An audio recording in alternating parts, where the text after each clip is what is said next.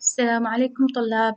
هذا الفيديو التعريفي التاسع لمادة الرواية صف الثالث قسم اللغة الإنجليزية كلية اللغات، وأنا وياكم دكتورة هاله.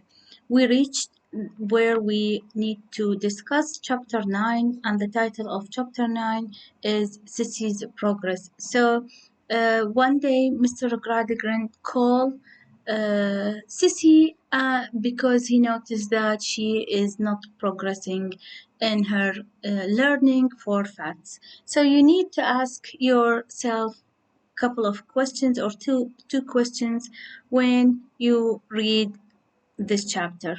How can you describe the conversation between Sissy and Louisa? How can you describe the relationship between Tom and his sister Louisa? So it appears that Sissy is struggling with her studies at school. During a conversation with her friend Louisa, Sissy shared that her father was considering leaving and had even mistreated their dog due to his poor health.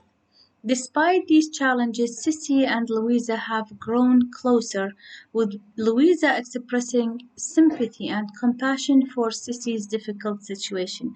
So this incident is very important for both Sissy and Louisa because it increases their sister relationship, the kind of relationship that Sissy needed as well as Louisa. Louisa had nothing or no one to share her feelings, compassion, or to feel for something except for Sissy. And Sissy had no one to talk to except for Louisa. So she confides to her that she misses her father, but she understands that what he did was for her own sake and because he was unable to take care of her anymore. So this incident is very important in the events of the story because it develops a kind of sisterly relationship between these two characters. In chapter 10, we understand that this is mainly the event in this chapter. So we move on to chapter 10, and in chapter 10, we have a new character that we need to discuss and talk about. A reader should understand that up until now, we are having a couple of characters, and mostly they are connected to a school. So Louisa, Tom, and Sissy, the three of them, they are in a school. Mr. Gradgren is the superintendent of the school. Bounderby is his friend. And these are the relations that we knew up until now. Stephen Blackpool is giving us another phase of the Industrial Revolution, which is the worker image. He is a worker at one of the factories of Mr. Bounderby. He is an honest person, and he is personified as a very humble person. The only thing he needs in life is to live a normal life with a wife, children, and the idea of living happily ever after.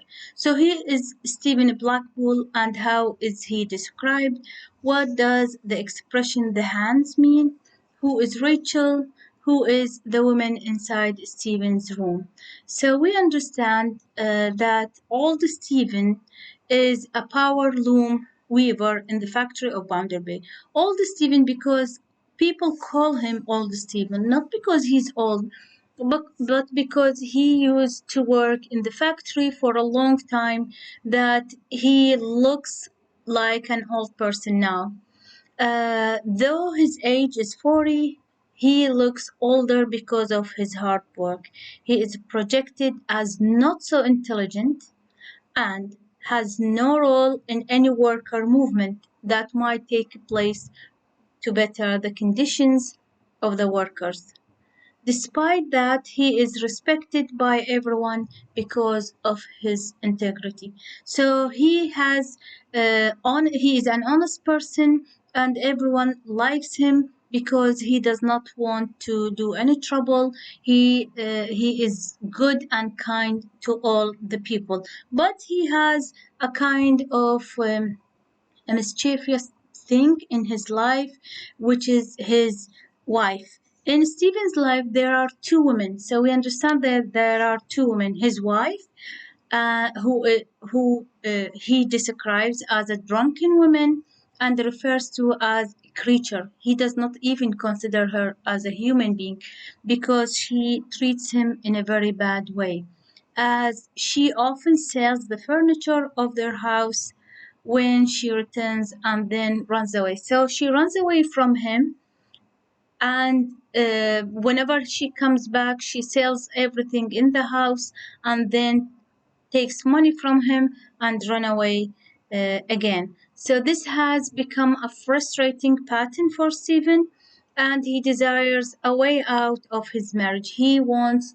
to end this marriage because he does not want to continue his life living with a creature, as he said, that is away from him, that's doing all the bad things. She does not feel for him, she does not like him, she only takes money from him because she's a drunken woman. The other woman in his life, the second woman in his life, is Rachel, who possesses a gentle and graceful nature with an angelic spirit. She is described as a very wonderful, she's not so beautiful. She works, she's a worker as well, but she has angelic features. She is so kind, she is so beautiful, so nice to everyone. Everyone likes her and talk good about her. As readers, we can sense a certain fondness between Stephen and Rachel. So we understand that Rachel and Stephen has a kind of affection toward each other, but he cannot do anything because he is married. So when he wanted to walk her home, walk Rachel home, uh, she preferred that he would not do it again because people will talk bad about her, and she did not want that. So this is the picture of him walking Rachel home. This is his wife yelling and wanting some money again and again, and he is asking for mercy because he is fed up. We also have a kind of a description for the workers in this chapter. So the workers in the factories are known as the hands, and the rich people describe them as being like lower creatures of the seashore. It means they don't consider them as equal to them. A class distinction is so obvious in this chapter because we understand how the workers or the hands are working hard while the rich, they don't feel for them. They are only seen as hands and stomach, these people lacking any other distinguishing characteristics. So they are not treated as a human being but as hands which need to be worked, and the stomach which need to be fed, and that's it. وبهاي نكون خلصنا الفيديو التعريفي التاسع لمادة الرواية قسم اللغة الإنجليزية الصف الثالث كلية اللغات. شكرا جزيلا.